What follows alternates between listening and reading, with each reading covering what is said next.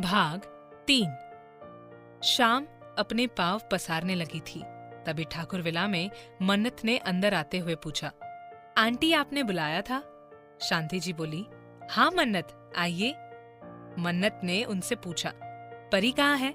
शांति जी ने उसे बताया, परी को अरमान जरा बाहर घुमाने ले गया है। मन्नत गहरी सांस लेते हुए बोली, तभी शांति जी ने उससे पूछा, साहिल का क्या हुआ? मन्नत ने मुंह बनाते हुए कहा, होना क्या है, सौम्या से प्यार करता है, मुझे रिजेक्ट कर दिया।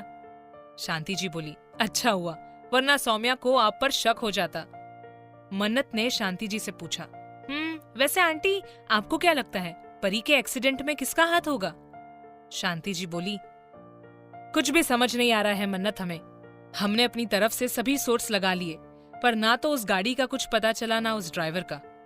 मन्नत ने कहा, बहुत सोच समझकर प्लानिंग की है इस बार। शांति जी बोली, हाँ, और इसलिए अब हम चाहते हैं आप परी की रक्षा सिर्फ बाहर से नहीं बल्कि अंदर से भी करो।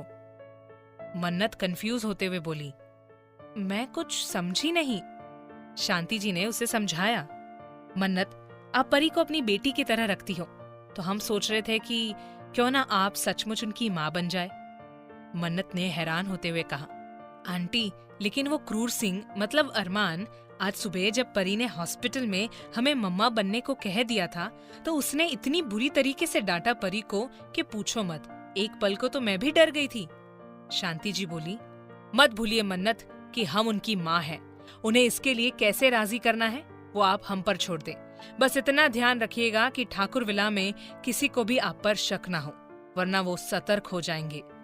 मन्नत ने कहा, ठीक है आंटी, आप बेफिक्र हो जाइए, अब मैं देखती हूँ कि अगर इस एक्सीडेंट से रिलेटेड कोई क्लू मिलता है तो।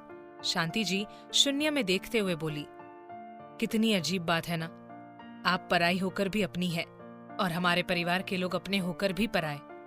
मन्नत शांति जी के घुटने के पास बैठकर बोली, प्लीज आंटी, आप इन सब चीजों के बारे में मत सोचिए, आप सिर्फ कोशिश कर सकती है, लेकिन बदलना तो उन्हें है, अगर वो नहीं बदलते हैं तो उसमें आपकी प्रॉब्लम नहीं है।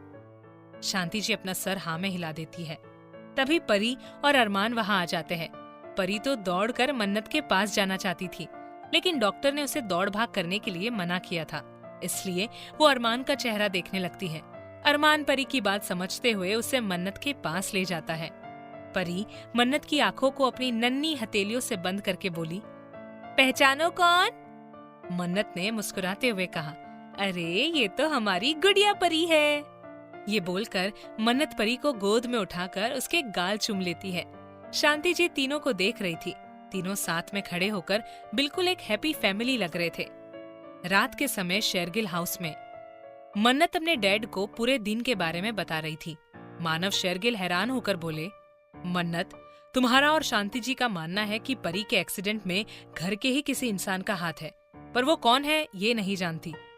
मन्नत ने कहा, यस डैड। मानव जी बोले, ठीक है, मैं अपनी तरफ से देखता हूँ क्या कर सकते हैं। मन्नत ने उनसे पूछा, डैड आई होप आपको इस शादी से कोई प्रॉब्लम नहीं है। मानव जी ने कहा, अरमान अच्छा लड़का है। मन्नत मुंह बनाते हुए बोली, अच्छा, और वो क्रूर सिंह? Please dad. मानव जी बोले, मैंने और भैया ने उसे बचपन से देखा है, भैया तो हमेशा से चाहते थे कि तेरी शादी उससे हो। मन्नत चिढ़ते हुए बोली, इस बारे में बात नहीं करनी है मुझे डैड। ये बोलकर मन्नत कमरे में चली गई। तभी मन्नत की मॉम उन्नति जी ने कहा, आप क्यों उसके सामने भाई साहब का जिक्र करते हैं, आप जानते हैं वो उनसे कितनी नफरत करती है। मानव जी बोले, लेकिन सच तो यही है ना कि वो मन्नत के पिता है। उन्नति जी ने चिढ़ते हुए कहा, नहीं, मन्नत सिर्फ आपकी और मेरी बेटी है, उन दोनों ने केवल जन्म दिया है उसे। ये बोलकर उन्नति जी किचन में चली गई। मानव जी खुद से बोले, काश भैया ने वो गलती ना की होती। इधर ठाकुर विला में 3 गाड़ियां बाहर आकर रुकी। पहली गाड़ी से उतरे अजय ठाकुर, अरमान के चाचा, और युविका ठाकुर, अरमान की चाची। दूसरी गाड़ी से उतरा युवराज ठाकुर, अरमान का चचेरा भाई, और तीसरी गाड़ी से उतरी सौम्या ठाकुर, अरमान की चचेरी बहन। सभी अंदर आ गए थे। युविका जी परी को प्यार लाड़ करते हुए बोली, भगवान का लाख लाख शुक्र है, मेरी बच्ची ठीक हो गई। परी उनके छूने से चिढ़ रही थी और तरह तरह के मुंह बना रही थी। युवराज बोला, बिल्कुल मॉम, मैं तो बहुत परेशान हो गया था। शांति जी मन में बोली, पता है कितनी चिंता हो रही थी आप लोगों को, तभी तो सबके सब पार्टी में बिजी थे। बस एक बार सबूत हाथ लग जाए, उसके बाद आप लोगों को देखते हैं हम। हे भगवान, मन्नत होती तो ये ड्रामा थोड़ा मजेदार होता, फिलहाल तो इनकी बकवास सुननी पड़ेगी। तभी अरमान वहां आ गया। उसे देखकर युविका जी बोली, अरे अरमान बेटा, आप कब आए? खैर वो सब छोड़िए, इस बार कितने दिनों के लिए आए हैं आप?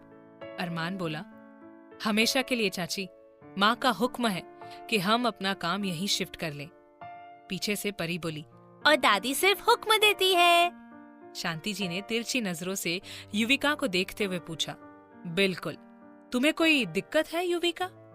युविका जी बोली, नहीं दीदी, बल्कि मैं तो खुश हूँ। शांति जी ने गहरी सांस लेते हुए कहा, अब आप सब कमरे में जाएं। सभी अपने कमरे में जाने लगे तो शांति जी बोली, और हाँ, कल शाम को आप सब घर पर मौजूद रहेंगे, कुछ जरूरी बात करनी है।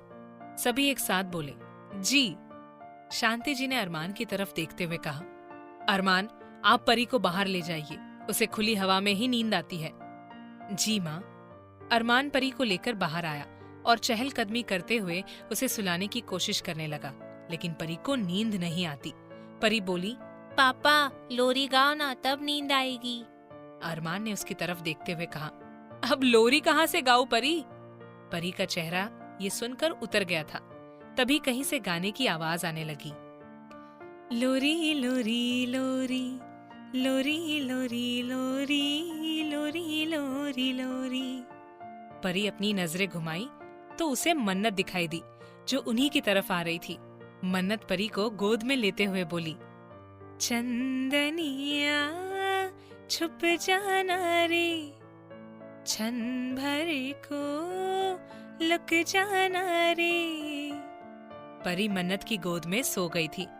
अरमान ने उसकी तरफ देखकर धीरे से कहा, लगता है तुम्हें बच्चे संभालना बहुत पसंद है। मन्नत बोली, नहीं, बस परी से एक अलग कनेक्शन है। 3 महीने की थी जब तुम उसे यहाँ छोड़कर गए थे, तब से लेकर आज तक मैंने परी को अपनी बेटी की तरह रखा है। उसने परी के गालों को छूते हुए धीरे से कहा, जान है ये मेरी। अरमान कुछ भी नहीं बोला, वो गौर से बस मन्नत का चेहरा पढ़ने की कोशिश कर रहा था।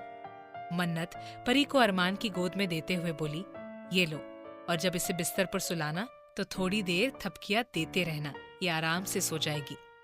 ये बोल मन्नत चली गई। अरमान उसे जाते हुए देखता रहा और खुद से बोला, कुछ तो खास है इस लड़की में। मैं परी का पिता होकर भी उसका पिता नहीं बन पाया, और ये परी की माँ ना होकर भी उसकी माँ बन गई। फिर वो परी को सुलाकर अपने कमरे में आ गया था। अरमान अपने कमरे में बैठकर सोच में डूबा हुआ था। अरमान खुद से बोला, कितनी अजीब बात है, जिस बच्ची की माँ ने उसे खुद मारने की कोशिश की थी, उस बच्ची से मन्नत को इतना प्यार। आखिर तुम हो कौन मन्नत? मैं तुम्हें समझ नहीं पा रहा हूँ। मन्नत के असली माँ बाप कौन थे और मन्नत उनसे दूर क्यों हो गई थी? क्या शांति जी अरमान को मन्नत से शादी कर लेने के लिए मना पाएंगी? आखिर क्यों परी की माँ उसे मार देना चाहती थी? जानने के लिए सुनते रहिए अगला एपिसोड सिर्फ प्रतिलिपि FM।